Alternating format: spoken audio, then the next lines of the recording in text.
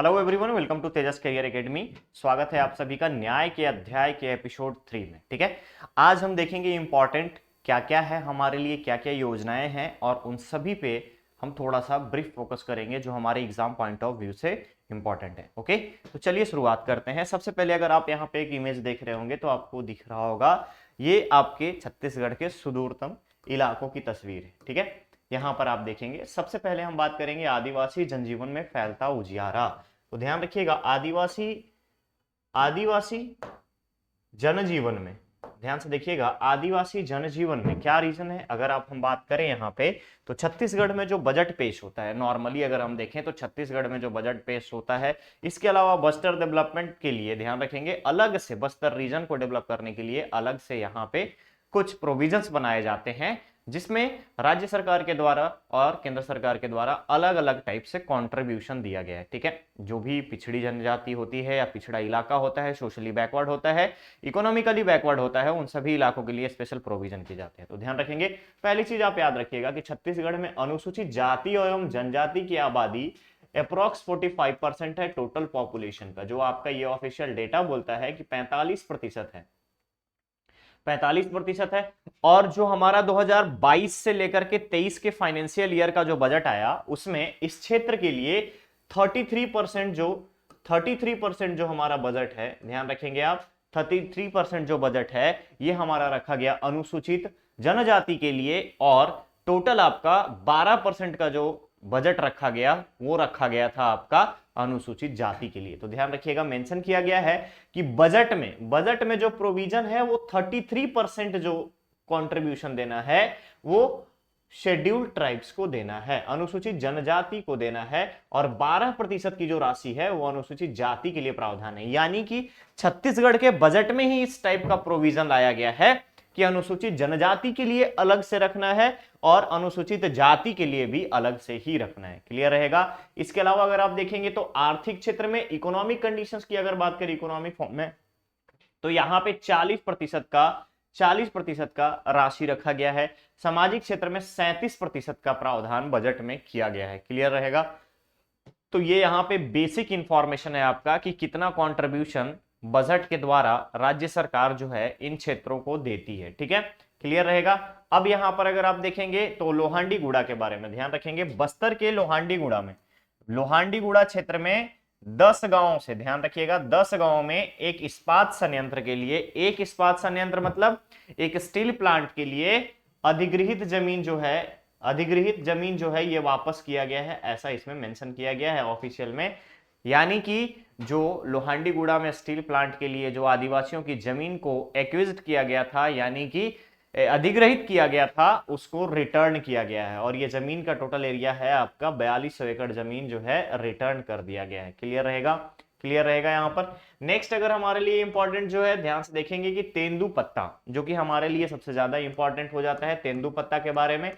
तो तेंदुपत्ता संग्राहक के लिए आय बढ़ाने के लिए, यानी कि उनका जो इनकम है वो कैसे बढ़ेगा, इसके लिए अगर आप देखेंगे तो संग्रहण की राशि जो है 2500 से 4000 रुपए प्रति मानक स्टैंडर्ड बोरा, एक बोरे की अगर हम बात करें तो स्टैंडर्ड बोरे में यहां पर 2500 रुपए से लेकर के 4000 रुपए प्रति मानक बोरा निर्धारित किया गया है। क्लियर रहेगा। तो ध्यान रखिएगा, तेंदुपत्ता संग्रह के लिए अगर राशि के बारे में बात करें तो 2500 से लेकर के 4000 रुपए प्रति स्टैंडर्ड, अगर हम बात करें हर एक स्टैंडर्ड मानक बोरा के लिए। इसके अलावा अगर आप देखेंगे तो वर्ष 2020 में, जहां पे 2020 के डेटा को कन्वर्ट किया गया है, 2020 में 13.15 लाख, ध्यान रखिएगा 13.51 लाख, 13.51 लाख से अधिक परिवार को total approx 150 crore, approx 150 crore रुपए की अतिरिक्त आय हुई है तेंदुपत्ता संग्रहण में। ठीक है, और वही अगर हम बात करें 2022 के डेटा में,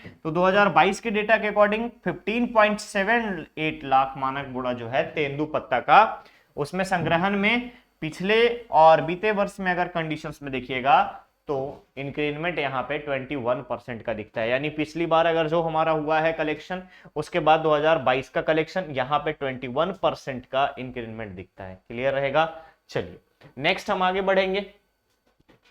नेक्स्ट हम आगे बढ़ेंगे यहीं पे तेंदुपत्ता में ही संग्राहकों में अगर आप देखिएगा तेंदुपत्ता में 2021 का डेटा जो है 21 के डेटा के अकॉर्डिंग 13.0 लाख मानक बोरा और वर्ष 2020 में 9.73 लाख मानक बोरा तेंदुपत्ता का संग्रहण हुआ। और वही सेम चीज 2022 में देखें तो किस तरीके से 20, 21 और 22 2020, 21 और 22 में किस तरीके से इंक्रीमेंट हो रहा है ये इस चीज के बारे में आपको बताया गया है। 2020 में 9 था, ठीक है, 9.73 लाख था, ये 21 में 13.06 लाख हो गया, फिर आपका 2022 में ये 15.78 लाख हो गया, 15.78 लाख हो गया। क्लियर रहेगा। तो आप देख सकते हो यहाँ पे कि किस तरीके से तेंदुपत्ता संग्रहण में मानक बोरे की अगर हम बात करें, स्टैंडर्ड बोरे की बात करें, स्टैंडर्ड पैकिंग की बात करें तो उसके आधार पे ये डेटा जो है बढ़ते जा रहा है। ठीक है, इसके अलावा बस्तर में शहीद महेंद्र कर्मा, ध्यान रखिएगा, शहीद महेंद्र कर्मा तेंदुपत्ता संग्राहक सामाजिक सुरक्षा योजना की शुरुआत की गई। इस योजना को आप याद रखेंगे, तेंदुपत्ता के लिए शहीद महेंद्र कर्मा तेंदु संग्राहक सामाजिक सुरक्षा योजना 2020 में शुरू की गई थी। कब? अगस्त 2020 में। क्लियर रहेगा। अब इसमें कंडीशन क्या रखा गया है कि अगर परिवार की मुखिया की मृत्यु हो जाती है, ध्यान रखेंगे आप, परिवार की इस योजना में लाभ क्या है, अगर परिवार की मुखिया का मृत्यु हो जाता है तो उन्हें 4 लाख रुपए तक का सहायता राशि देने का प्रावधान किया गया है। क्लियर रहेगा। अब इसमें लाभान्वित कितने हुए, तो पिछले 2 सालों में अगर हम बात करें, पिछले 2 सालों में 3,827 लोगों को अभी तक इसका लाभ मिल चुका है और 3,827 लोगों में से करीब करीब 58 करोड़ रुपीस, ध्यान रखिएगा, 58 करोड़ रुपीस दिया जा चुका है इस योजना के तहत। शहीद महेंद्र कर्मा तेंदुपत्ता संग्राहक सामाजिक सुरक्षा योजना, जिसकी शुरुआत अगस्त 2020 में हुई थी, इस योजना के तहत अभी तक 3,827 लोगों को इसका लाभ मिल चुका है। ठीक है, लाभ की राशि कितनी है, 57.52 करोड़ रुपीस अनुदान के रूप में उपलब्ध कराया गया है। ठीक है, ध्यान रखिएगा। क्लियर रहेगा। चलिए, इसके अलावा अगर हम बात करें तो डेटा है हमारे पास लघु वनोपज के बारे में। तो लघु वनोपज में अगर आप देखिएगा तो लघु वनोपज में देश भर में जो टोटल राशि जो खर्चा हुआ है पूरे देश भर में, उसका 78% कॉन्ट्रीब्यूशन छत्तीसगढ़ का है। ध्यान रखेंगे आप, लघु वनोपज में देश भर में जितनी भी राशि खर्च की गई है उसका 78% कॉन्ट्रीब्यूशन छत्तीसगढ़ का है। ध्यान रखेंगे आप, 78% कॉन्ट्रीब्यूशन किसका है, छत्तीसगढ़ का है। ओके, चलिए नेक्स्ट हमारे पास आता है यहाँ पे वनोपज के बारे में। तो ध्यान रखिएगा, वनोपज में अगर हम आपसे बात करें तो 2022 से 21 में टोटल आपका 78% का कंट्रीब्यूशन दिया गया और इस 78% के कंट्रीब्यूशन में कुल 52 वनोपज शामिल थे, 52 वनोपज शामिल थे। क्लियर रहेगा। और वहीं अगर हम 2022-23 की बात करें, 2022 और 2023 के बारे में बात करें तो यहां पर अगर आप देखेंगे तो वनोपज की भी परसेंटेज बढ़ चुकी है। क्लियर रहेगा। एट प्रेजेंट कितने वनोपज को शामिल किया गया है, 65। ठीक है, 65 वनोपज को शामिल कर लिया गया है। ये 65 वनोपज की खरीदारी जो है राज्य सरकार द्वारा की जाएगी। क्लियर है। चलिए नेक्स्ट, यहां पर अगर आप देखेंगे तो वनोपज के साथ साथ ग्राम आधारित यानी ग्रामीण अर्थव्यवस्था में जिस तरीके से हमने देखा कोदो, कुटकी, रागी, मिलेट योजना में, इसी तरीके से आमचूर को, ध्यान रखेंगे आप, आमचूर को राज्य सरकार द्वारा सबसे फर्स्ट टाइम में पहली बार आमचूर को शामिल किया गया है कि राज्य सरकार आमचूर खरीदेगी। ठीक है, आमचूर को पहली बार राज्य सरकार द्वारा क्रय करने का प्रावधान किया गया है। अब इसमें भी समर्थन मूल्य निर्धारित है। अगर आमचूर भूरा, ध्यान रखेंगे, आमचूर भूरा का समर्थन मूल्य 8,000 रुपए प्रति क्विंटल और आमचूर सफेद का मूल्य जो है वो है आपका 12,000 रुपए प्रति क्विंटल समर्थन राशि, न्यूनतम समर्थन मूल्य जो है निर्धारित किया गया है। तो आप याद रखेंगे, आमचूर को पहली बार शामिल किया गया है और आमचूर में ही अगर आप देखेंगे तो अगर वो आमचूर भूरा है तो उसका समर्थन मूल्य 8,000 रुपए प्रति क्विंटल और अगर सफेद है तो 12,000 रुपए प्रति क्विंटल निर्धारित किया गया है। क्लियर रहेगा। इसके अलावा प्रसंस्करण केंद्र के बारे में हम बात करें तो ध्यान रखिएगा, हाल ही में मिलेट प्रसंस्करण के लिए कांकेर में मिलेट प्रसंस्करण के लिए, जैसे कोदो कुटकी रागी के लिए एक उद्योग लगाए जाने की घोषणा की गई राज्य सरकार के द्वारा, और एमओयू किया गया है प्राइवेट सेक्टर के, ध्यान रखेंगे आप, राज्य सरकार और प्राइवेट सेक्टर के कंपनी के द्वारा, ठीक है, दोनों ने एमओयू किया है, जिसकी कुल लागत जो है 5.34 करोड़ रुपए की है। क्लियर रहेगा ये चीज। चलिए नेक्स्ट यहां पर आता है कि वनधन केंद्र में अगर संचालन की बात आए, वनधन केंद्र में संचालन की बात आए, तो राज्य के करीब करीब 139 वनधन केंद्र संचालन में महिलाओं को जिम्मेदारी सौंपी गई है। ध्यान रखिएगा, राज्य के 139 वनधन संचालन केंद्र की जिम्मेदारी महिलाओं की सौंपी गई है, महिला समूहों को सौंपा गया है, जिसमें से 6109 महिला समूहों की यह जिम्मेदारी बनी है, और 6109 महिला समूह जो है राज्य के 139 वनधन संचालन केंद्र का नेतृत्व करेंगी। क्लियर रहेगा। चलिए नेक्स्ट आता है वनांचल में न्याय के बारे में। ध्यान रखिएगा, वनांचल के न्याय, वनांचल में न्याय का क्या मतलब हो गया? वनांचल में न्याय का मतलब हो गया कि जिस तरीके से अभी हम लोग वन संसाधन के बारे में पढ़े हैं, वन संसाधन डिस्ट्रीब्यूशन के बारे में पढ़े हैं, वन संसाधन के अधिकार पत्र के बारे में पढ़े हैं, व्यक्तिगत पढ़े हैं और सामुदायिक पढ़े हैं।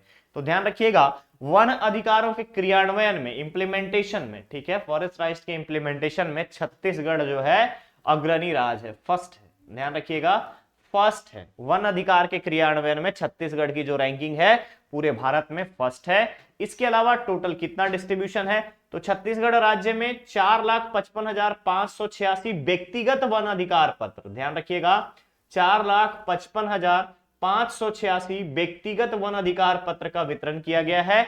और ये टोटल एरिया कितना है?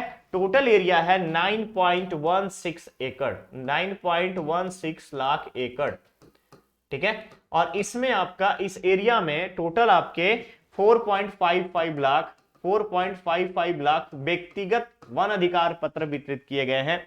और सामुदायिक वन अधिकार के बारे में बात करें तो ध्यान रखिएगा, 45,934 सामुदायिक वन अधिकार पत्र का वितरण किया गया, जिसका टोटल एरिया जो है वो है 49.45 लाख। ध्यान रखिएगा, 49.45 लाख एकड़, ठीक है। क्लियर रहेगा। अब बात आती है यहाँ पे सामुदायिक वन संसाधन अधिकारों का। तो वन संसाधन अधिकार जो है वर्तमान सरकार के द्वारा यहाँ पे फॉरेस्ट विभाग के अनुमोदन के साथ इसका शुरुआत किया गया। अब इसमें अगर आप देखेंगे तो छत्तीसगढ़ में तेंदुपत्ता संग्रहण के लिए ऑलरेडी मैंने बता दिया है, 2500 रुपए से लेकर के 4000 रुपए तक का मानक बोरा रखा गया है। संग्रहण में भी, लघु वनोपज के संग्रहण में छत्तीसगढ़ का, देखो पहली चीज तो कि क्रियान्वयन में फर्स्ट है, उसके अलावा लघु वनोपज के संग्रहण में भी आपका पहला स्थान है। ध्यान रखिएगा, लघु वनोपज के संग्रहण में भी छत्तीसगढ़ की अगर हम बात करें तो छत्तीसगढ़ फर्स्ट रैंक पर आता है, ठीक है, पहले स्थान पर है।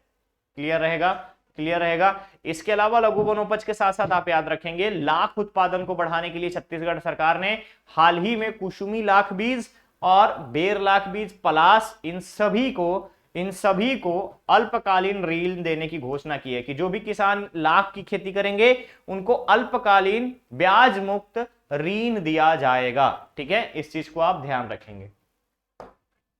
नेक्स्ट हम देखेंगे यहां पर, नेक्स्ट अगर हम देखेंगे सामाजिक सुरक्षा के बारे में हमने आपसे बात कर लिया। नेक्स्ट आता है वन अधिकार मान्यता और वन्य अधिकार मान्यता के बारे में। तो यहां पे ऑलरेडी आपको बताया जा चुका है कि कितने वन अधिकार पत्र विस्तृत कर चुके हैं। तो व्यक्तिगत रूप से बात करें तो 4.55 लाख, और अगर सामुदायिक बात करें तो 43,000, ठीक है, 43,000। क्लियर रहेगा। चलिए आगे हमें जो देखना है, सशक्त महिला सशक्त समाज। तो अगर यहां पर देखेंगे आप सशक्त महिला सशक्त समाज में, तो रिक्वायरमेंट क्या है, क्यों ऐसा बोला गया है? तो बेटी बचाओ बेटी पढ़ाओ अभियान, आप लोगों ने सुना होगा, बेटी बचाओ बेटी पढ़ाओ अभियान।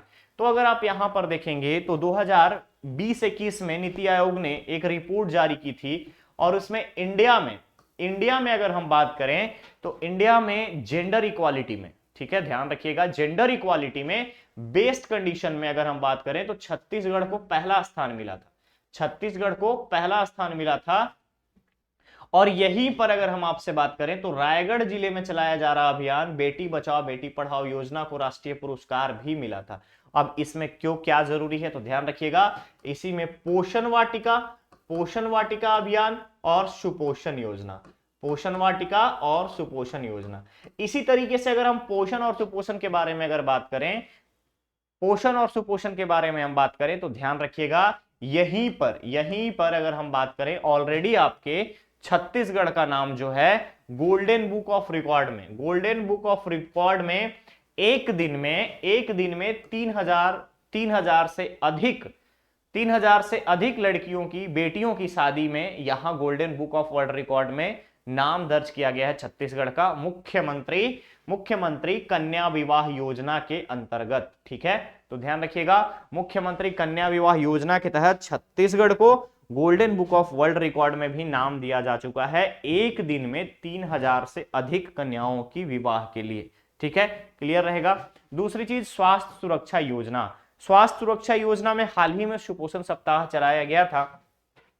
सुपोषण सप्ताह में बच्चों के साथ साथ एनीमिक महिलाओं के ऊपर जोर दिया गया, यानी कि बच्चों में सुपोषण कैसे लाया जाए, जो कुपोषित बच्चे हैं उनको कैसे कुपोषण से मुक्त किया जाए, साथ ही साथ किस तरीके से जो एनीमिक महिलाएं हैं जिनमें रक्ताल्पता है उसको कैसे इनहांस किया जाए, किस तरीके से महिलाओं को एनीमिया से मुक्त किया जाए, इन सभी के लिए वजन त्योहार के साथ साथ सुपोषण अभियान चलाया गया। और एट प्रेजेंट अगर मैं आपसे बात करूं तो मयारू सास योजना, ध्यान रखिएगा, मयारू सास योजना भी चलाया जा रहा है कि जो बच्चे कुपोषित हैं, बहुत ज्यादा कुपोषित है, उनको घर पर ही खाने की व्यवस्था की जाए।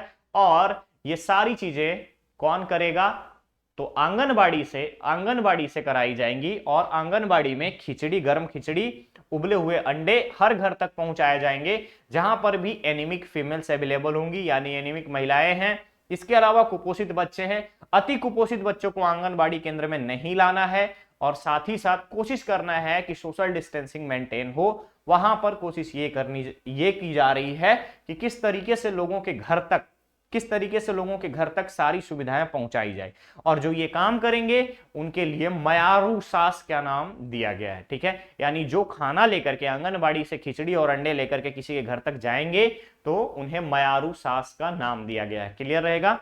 चलिए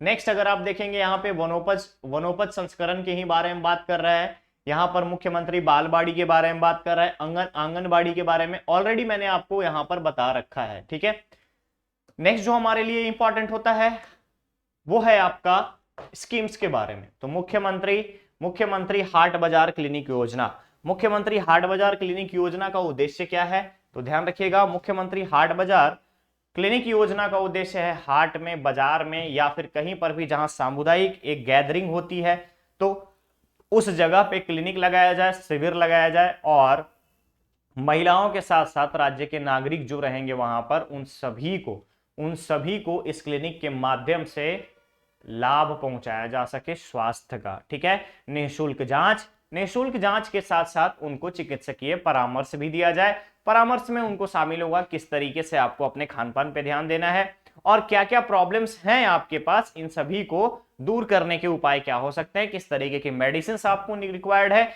ये सारे निःशुल्क चीजें की जाएंगी मुख्यमंत्री हाट बाजार क्लिनिक योजना के माध्यम से। और इसका लाभ कहां पहुंचाया जाएगा, जैसे वन में, पहाड़ी, अगर हम बात करें जो भी सुदूर इलाके हैं या दुर्गम क्षेत्र है जहां पे स्वास्थ्य सुविधाएं जल्दी पहुंचने में प्रॉब्लम हो रही है, उस जगह के लिए मुख्यमंत्री हाट बाजार क्लिनिक योजना चालू किया गया है। ठीक है, ध्यान रखिएगा कब से शुरुआत की गई तो 2 अक्टूबर 2019 से।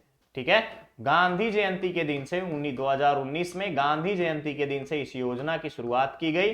ठीक है, गांधी जयंती के दिन से इस योजना की शुरुआत की गई है। ठीक है, याद रखिएगा गांधी जयंती 2019 से इस योजना की शुरुआत की गई। अब इसमें अगर आप देखेंगे तो इसका मातृ और शिशु मृत्यु दर यानी एमएमआर और इन्फेंट मोर्टेलिटी रेट IMR, दो चीजें होती है, एक होता है MMR। ठीक है, उसके बाद एक आता है आपका IMR इन्फेंट मोर्टेलिटी रेट और एक आता है आपका मैटरनिटी मोर्टेलिटी रेट। ठीक है, अब इन दोनों रेट में अगर हम बात करें छत्तीसगढ़ में कंटिन्यू डिक्लिनेशन आ रहा है अकॉर्डिंग टू द रिपोर्ट। और यहां पर अगर आप देखेंगे तो उसका मेन रीजन क्या है, स्वास्थ्य सुविधाओं की अगर हम बात करते हैं, बुनियादी स्वास्थ्य सुविधाओं में गुणवत्तापूर्ण बढ़ोतरी। ठीक है, तो ध्यान रखिएगा कि मातृ एवं शिशु दर में निरंतर कमी यहां पर आएगी, और इस कंडीशंस में अगर हर एक अस्पताल में डेडिकेटेड बेड बनाए जाते हैं स्पेशली फॉर फीमेल्स, और इन सभी के लिए हाल ही में राज्य सरकार के द्वारा स्वास्थ्य योजना के तहत कुपोषण को कमी करने और एनीमिक महिलाओं को इसका लाभ पहुंचाने, गर्भस्थ महिलाओं की अगर हम बात करें यानी कि गर्भवती महिलाओं को इसका लाभ देने के लिए अलग अलग प्रोविजन किए जा रहे हैं। क्लियर रहेगा? ठीक है, इसी कड़ी में आपका मुख्यमंत्री स्लम स्वास्थ्य सहायता योजना आता है। तो स्लम स्वास्थ्य सहायता योजना की बात करूं तो जितनी भी झुग्गी बस्तियां हैं, झुग्गी बस्तियों में जितने भी लोग रहते हैं राज्य में, उन सभी को 120 मोबाइल मेडिकल यूनिट, ध्यान रखिएगा 120 मोबाइल मेडिकल यूनिट के द्वारा निःशुल्क चिकित्सकीय परामर्श, इलाज, दवाइयां और साथ ही साथ टेस्ट की, लैब टेस्टिंग की सुविधा उपलब्ध कराई गई है। और इस योजना को शुरू किया गया था आज से 2 साल यानी कि 20वें राज्योत्सव के मौके पर, 1 नवंबर 2020 को 20वें राज्योत्सव के मौके पर इस योजना का शुभारंभ किया गया था। क्लियर रहेगा? अभी तक राज्य की रिपोर्ट के अकॉर्डिंग 43,000 से अधिक शिविर आयोजित किए जा चुके हैं, और कितने लोगों को लाभ मिला है? लाभ मिला है 32 लाख। ध्यान रखिएगा 32 लाख लोगों को इसका लाभ मिल चुका है, जिसमें मरीजों को निःशुल्क इलाज के साथ साथ लैब की व्यवस्था यानी उनकी टेस्टिंग की, और चिकित्सकीय परामर्श का ऑप्शन दिया गया है। ठीक है, यहीं पे अगर आप देखेंगे दाई दीदी क्लिनिक महिलाओं और किशोरी बालिकाओं के लिए, दाई दीदी क्लिनिक में भी अगर आप देख सकते हैं इसकी योजना का प्रारंभ 19 नवंबर 2020 से हुआ था। दाई दीदी क्लिनिक के बारे में ध्यान रखिएगा, योजना शुभारंभ कब से हुआ? 19 नवंबर 2020 से, और शुरुआत सबसे पहले राज्य के जितने भी शहरी क्षेत्र हैं उसके स्लम बस्ती से की गई। अभी तक 1,10,000 महिलाओं और 19,432 बालिकाओं को इलाज किया जा चुका है, जिसमें निःशुल्क दवाएं, और फर्दर अगर उनको क्रिटिकल सिचुएशन है या आने वाले टाइम में क्रिटिकलिटी बढ़ सकती है, इसके लिए पहले से ही उनको सचेत करना है, और सचेत करने के बाद फर्दर उनका क्या स्टेप होगा, कहां पे इलाज होगी उनकी, इन सारी चीजों के बारे में इंफॉर्मेशन देने का काम दाई दीदी क्लिनिक के माध्यम से किया जा रहा है। ठीक है, इसके बाद आता है डॉक्टर खूबचंद बघेल स्वास्थ्य सहायता योजना। डॉक्टर खूबचंद बघेल स्वास्थ्य सहायता योजना में अगर हम बात करें तो आयुष्मान भारत योजना, प्रधानमंत्री जन आरोग्य योजना में अगर हम बात करें तो डॉक्टर खूबचंद बघेल स्वास्थ्य सहायता योजना और मुख्यमंत्री विशेष स्वास्थ्य सहायता योजना को इंक्लूड कर दिया गया है आयुष्मान भारत में। ठीक है, आयुष्मान भारत के साथ कोलैबोरेट करके इस योजना को चलाया जा रहा है, और योजना में अभी तक जितने भी पंजीकृत अस्पताल हैं राज्य के, लगभग 59 लाख से अधिक बीपीएल परिवार को प्रति वर्ष 5 लाख रुपए की नगद राशि का उपचार सुविधा दिया जाता है। अगर क्रिटिकल कंडीशन है विशेष सहायता योजना में, तो विशेष सहायता योजना में 10 लाख रुपए तक का, ध्यान रखिएगा 10 लाख रुपए तक का था, और अब जो है इसको बढ़ा करके 20 लाख रुपए कर दिया गया है। ठीक है, 20 लाख रुपए अगर क्रिटिकल कंडीशन है तो 20 लाख रुपए तक की सहायता राशि मुख्यमंत्री विशेष सहायता योजना के द्वारा दिया जा रहा है। क्लियर रहेगा? चलिए, ये सारी योजनाओं का मुख्य उद्देश्य क्या होता है? तो जब हम संविधान पढ़ते हैं तो हमें वहां पर देखा ये है कि हमारे पास दो टाइप के राइट्स हैं। एक है हमारे पास फंडामेंटल राइट्स, और दूसरे हैं हमारे पास डीपीएसपी भी एक राइट ही है। ध्यान रखिएगा, जब संविधान बन रहा था उस समय में कुछ ऐसी चीजें आई सामने कि जो हमारे भारत के नागरिकों को दिया जाना जरूरी करना था, यानी सुनिश्चित करना था। बट कंडीशन ऐसी थी कि कुछ ऐसे अधिकार जो after independence at instant provide किया जाना था, और कुछ ऐसे अधिकार जो इकोनॉमी बेस्ड थे वो एट इंस्टेंट प्रोवाइड नहीं किया जा सकते थे, जैसे फ्री शिक्षा, ठीक है, निःशुल्क शिक्षा के अलावा निःशुल्क स्वास्थ्य योजना, इसके अलावा वृद्धा पेंशन, या फिर अदर कोई भी सोसाइटी वेलफेयर को अगर हम बात करें, सामाजिक कल्याण के लिए बात करें, वो एट इंस्टेंट प्रोवाइड नहीं किया जा सकता था। ठीक है, जो कि इकोनॉमी बेस्ड था, तो इंस्टेंट पोस्ट इंडिपेंडेंस हम नहीं दे सकते थे, और इसी कड़ी में हमने कैटेगरी 1 और कैटेगरी 2 में अपने राइट्स को डिवाइड कर दिया। कैटेगरी 1 को बना दिया fundamental right just after the independence, and category 2 को बना दिया हमने DPSP, directive principle of state policy, जो कि हमारा हो गया post independence according to the economic capacity of state.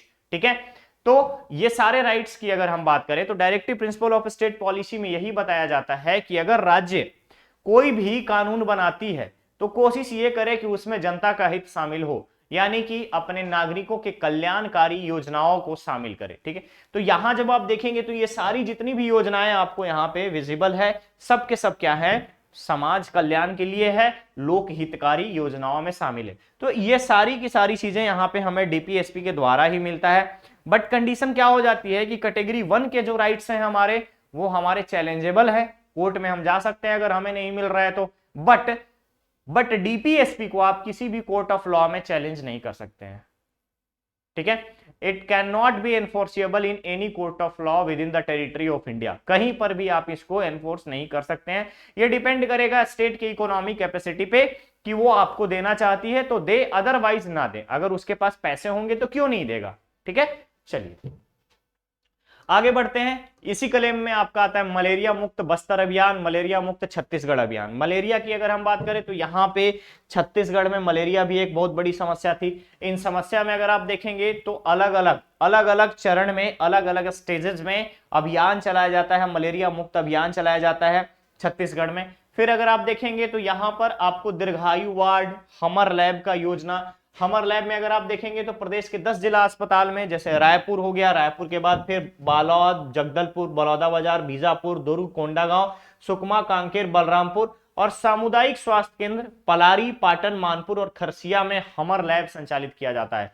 हमर लैब संचालन में 120 से भी अधिक टाइप के टेस्ट वहां किए जाते हैं जो कि निःशुल्क है। ध्यान रखिएगा, राज्य के निवासियों के लिए बिल्कुल निःशुल्क है। हमर लैब में आप जाकर के टेस्ट करा सकते हो। और इसके अलावा कम्युनिटी हेल्थ सेंटर सीएचसी में आप जाकर के उन सभी टेस्ट के बारे में इंफॉर्मेशन ले सकते हैं कि आपको प्रॉब्लम क्या है। ठीक है, क्लियर रहेगा।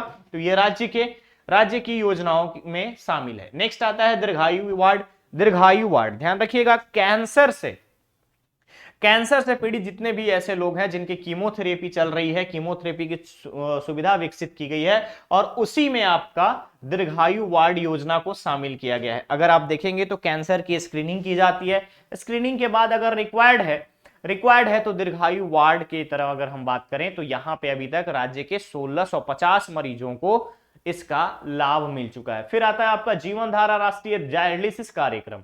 तो जीवन धारा राज्य के 26 जिलों में 95 डायलिसिस केंद्र के माध्यम से चलाया जा रहा है। जिनका किडनी का इशू है, जिनका किडनी का प्रॉब्लम है, वो यहां पे ध्यान रखिएगा जीवन धारा राष्ट्रीय डायलिसिस कार्यक्रम के तहत अभी तक यहां सुविधा ले रहे हैं और ले सकते हैं। राज्य के उसके लिए पात्रता क्या है, छत्तीसगढ़ राज्य का अस्थायी निवासी होना चाहिए। अगर हम बात करें इस योजना में कितने लोगों को लाभ मिल चुका है, अभी तक 46,129 मरीजों को डायलिसिस सेशन किया जा रहा है। ठीक है, यानी कि अगर हम बात करें यहां पर तो जीवन धारा राष्ट्रीय डायलिसिस योजना में छत्तीसगढ़ में इसका इंप्लीमेंटेशन भी बहुत अच्छे तरीके से किया जा रहा है। दूसरा आता है हेल्थ एंड वेलनेस सेंटर।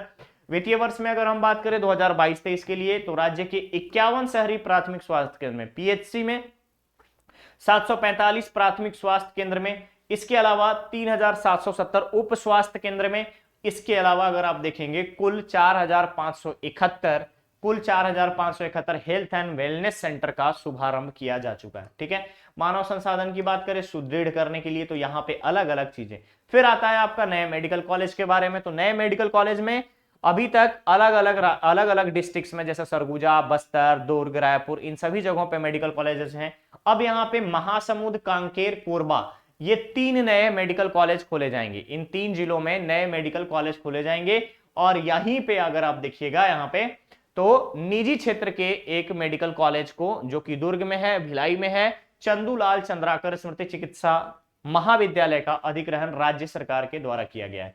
और कवर्धा में भी एक मेडिकल कॉलेज खोलने की घोषणा की जा चुकी है राज्य सरकार के द्वारा। फिर आता है आपका कार्डियक केयर यूनिट के बारे में, जसपुर जिले में, रायपुर जिले में कार्डियक केयर। फिर आप अगर देखेंगे तो अब आता है ऊर्जा से संबंधित योजनाओं के बारे में। तो ऊर्जा संबंधित में सबसे पहले आता है हाफ बिजली बिल योजना। हाफ बिजली बिल योजना में ध्यान रखिएगा 1 मार्च 2019 से इस योजना को शुरू किया गया था और इसमें यह मेंशन किया गया कि अगर राज्य में घरेलू उपयोग में 400 यूनिट खपत पर 50% की छूट दी जाएगी। यानी 400 यूनिट अगर आपका एक महीने की बिजली बिल आती है, और अगर आपका डोमेस्टिक है यूज है तो डोमेस्टिक यूज में 50% का आपको रिबेट मिलेगा। और अभी तक घरेलू उपभोक्ता को कितना मिल चुका है, ध्यान रखेंगे 2500 करोड़ रुपए का लाभ मिल चुका है। इसके बाद आता है एकल बत्ती कनेक्शन योजना। जो भी गरीबी रेखा से नीचे में जीवन यापन कर रहे हैं उन परिवारों को प्रति माह 30 बिजली यूनिट, ध्यान रखिएगा 30 यूनिट बिजली जो है मुफ्त में दिया जाता है। और ऐसे कितने परिवार हैं, 17 लाख बीपीएल परिवार हैं जिनको 30 यूनिट तक का बिजली फ्री दिया जा रहा है। नेक्स्ट आता है महत्वपूर्ण उपलब्धियां। अब इन उपलब्धियों में क्या क्या है हाफ बिजली बिल योजना में, अगर आप देखेंगे अनुसूचित जाति और जनजाति वर्ग के जितने भी किसान हैं उनको निःशुल्क बिजली दी जा रही है। क्या, किस चीज के लिए, सिंचाई के लिए। और विद्युत खपत के ऊपर में कोई भी बाउंड्री नहीं है, कोई भी लिमिटेशन नहीं है। यानी कि राज्य के अनुसूचित जाति और जनजाति किसान हैं और उनको सिंचाई के लिए बिजली की उपयोगिता को पे डिपेंडेंट है, तो उसके लिए कोई भी यहां पर बाउंडेशन या लिमिटेशन नहीं दिया गया है कि कितनी बिजली आपको खपत करनी है। क्लियर रहेगा। और नॉर्मल किसान है तो अगर वो 3 हॉर्स पावर तक का पंप यूज कर रहे हैं तो उनको 6000 यूनिट प्रति वर्ष का रिबेट मिलेगा। और अगर 5 एचपी का है, 3 से 5 एचपी तक का है तो उनको 7500, ध्यान रखिएगा 7500 यूनिट का प्रति वर्ष यहां पर छूट दिया जा रहा है सिंचाई में। क्लियर रहेगा। और उसके अलावा जैसे ही फ्लैट रेट पे अगर हम बात करें तो फ्लैट रेट पे 100 रुपीज प्रति माह के दर से प्रति हॉर्स पावर, जैसे 1 हॉर्स पावर का अगर आप एडिशनल यूज कर रहे हैं तो 100 रुपीज पर हॉर्स पावर के हिसाब से बिजली बिल चार्ज किया जाएगा। क्लियर है। तो ये सारी चीजें आप याद रखेंगे।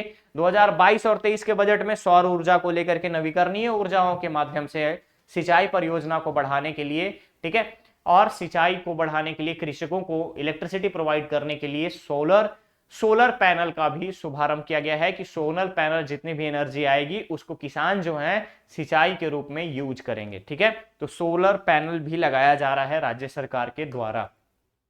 क्लियर है। इसके बाद आता है मुख्यमंत्री वृक्षारोपण प्रोत्साहन योजना। कब से शुरू हुआ, इस योजना की शुरुआत की गई 1 जून 2021 से। उद्देश्य क्या है, उद्देश्य है निजी क्षेत्र में कृषक, शासकीय विभाग, ग्राम पंचायत की भूमि पर इमारती, गैर इमारती प्रजातियों के वाणिज्यिक औद्योगिक वृक्षारोपण को प्रोत्साहन और पर्यावरण में सुधार ला करके जलवायु परिवर्तन के विपरीत प्रभावों को कम करना। ठीक है, साथ ही साथ सामाजिक और आर्थिक स्तर में सुधार हो। हाल ही में छत्तीसगढ़ में अगर हम बात करें तो मुख्यमंत्री वृक्ष संपदा योजना का शुभारंभ किया गया है। ध्यान रखिएगा, मुख्यमंत्री वृक्ष संपदा योजना का शुभारंभ किया गया है राज्य गौरव दिवस के अवसर पर। क्लियर रहेगा। अब इसमें मुख्यमंत्री वृक्ष संपदा योजना में क्या होगा, तो वृक्ष संपदा योजना में जितने भी निजी सरकारी और गैर सरकारी की अगर हम बात करें तो इन सभी प्लॉट पे, भूमि पे वृक्षारोपण को बढ़ावा देना है। इसके लिए 100 करोड़ रुपए की राशि मंजूर की गई है। इसका मुख्य उद्देश्य क्या है कि जो भी कास्ट आधारित उद्योग हैं, कास्ट आधारित उद्योगों को बढ़ावा मिलेगा और साथ ही साथ कास्ट उद्योग आधारित जितने परिवार हैं उन सभी को रोजगार का अवसर मिलेगा। क्लियर है, इतनी चीजें आप समझिएगा। मुख्यमंत्री वृक्षारोपण प्रोत्साहन योजना के साथ साथ मुख्यमंत्री वृक्ष संपदा योजना को भी आप ध्यान में रखेंगे। क्लियर रहेगा, मुख्यमंत्री वृक्ष संपदा योजना को भी आप ध्यान में रखेंगे। तो जब सामाजिक और आर्थिक स्तर में सुधार होगा, क्योंकि जब नए रोजगार मिलेंगे, कास्ट आधारित उद्योगों का बढ़ावा मिलेगा तो रोजगार के भी पद सृजन होंगे वहां पे। अगर आप देख सकते हो तो जितने भी ऐसे लोग जो कास्ट आधारित उद्योगों पर डिपेंडेंट हैं, निर्भर हैं, उन सब में आय के स्रोत जो हैं वो जनरेट होंगे, बढ़ेंगे। क्लियर रहेगा। ठीक है, चलिए अब यहां पे आता है योजना के अंतर्गत पात्रता क्या रखी गई है वृक्षारोपण प्रोत्साहन योजना में। तो छत्तीसगढ़ राज्य के सभी नागरिक निजी भूमि की उपलब्धता के अनुसार सभी ग्राम पंचायतों एवं संयुक्त वन प्रबंधन समिति योजना का लाभ लेने हेतु पात्र होंगे। यानी छत्तीसगढ़ में कोई भी निवास कर रहा है, उनकी निजी जमीन है, अगर उस पे वो वृक्षारोपण का कार्य करते हैं तो इस योजना के लाभार्थी होंगे। क्लियर रहेगा। योजना का प्रोविजन क्या है, यानी कि प्रावधान क्या है।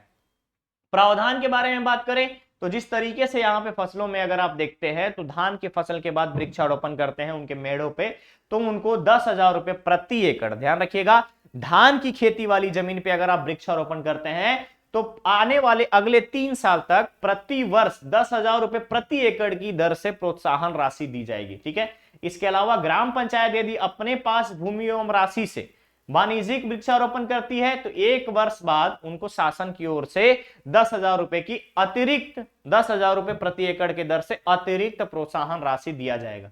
ठीक है, इसी कड़ी में कृष्णा कुंज का शुभारंभ किया गया। ध्यान रखिएगा, जन्माष्टमी के दिन कृष्णा कुंज का शुभारंभ किया गया। वर्ष 2022 में कृष्णा कुंज का शुभारंभ किया गया और कृष्णा कुंज में वैसे वृक्ष को शामिल किया गया जो हमारे सांस्कृतिक रूप से और हमारे लिए प्राकृतिक रूप से बहुत ज्यादा जरूरी है। ठीक है, सांस्कृतिक रूप से कैसे बात करें तो सांस्कृतिक में अगर आप देखेंगे तो सांस्कृतिक में हमारे लिए इंपॉर्टेंट हो जाता है नीम के बाद पलाश, आम, इसके बाद पीपल, बरगद, ये हमारे सांस्कृतिक रूप से रिक्वायर्ड है।